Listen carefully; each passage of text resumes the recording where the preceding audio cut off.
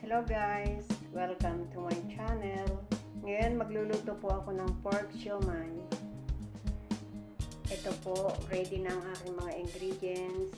Gagamit po tayo ng 500 grams na minced pork, 1 teaspoon of sesame oil, 1/4 of prawn, 1/4 of spring onion, and 1 carrot, 5 pieces of water chestnut na slice na siya, 1/2 of onion chop, garlic 1/4, 1 teaspoon of salt, 1 teaspoon of black pepper, 1 tablespoon of oyster sauce, 1 egg, at ito po yung gagamitin kong wrapper niya.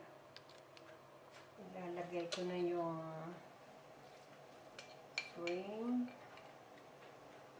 carrot, onion, water chestnut, spring onion, sesame oil, garlic,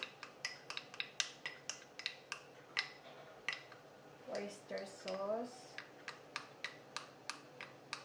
salt, pepper, cornstarch, 1 tablespoon po, egg.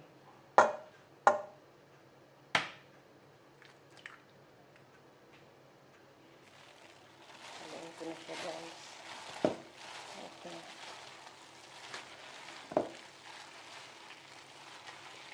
Halo-halo.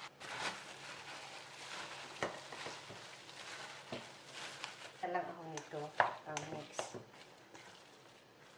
Pwede naman gamitin ito pero mas maganda talaga kamay.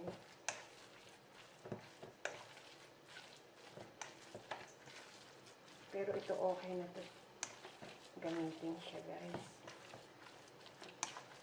Pag yung kamay ang ginamit mo, maganda sana siya para na-mix ng maayos. Okay na rin siya. At least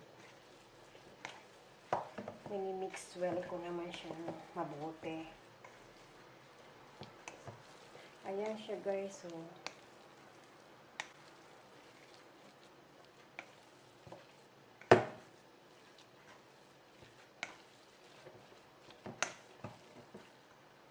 Okay. Pagkatapos na haluin, tatakpan natin ng film plastic.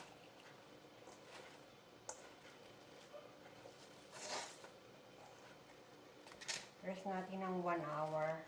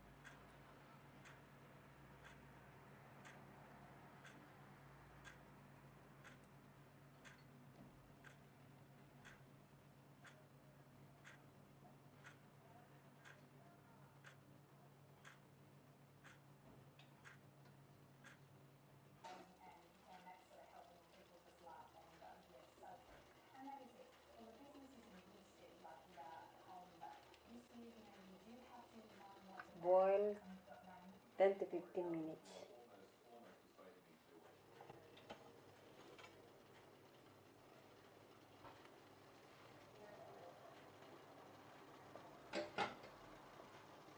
Ito, luto na siya.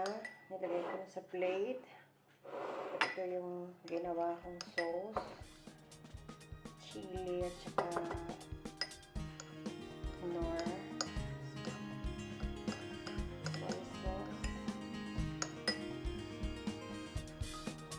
guys, luto na yung ating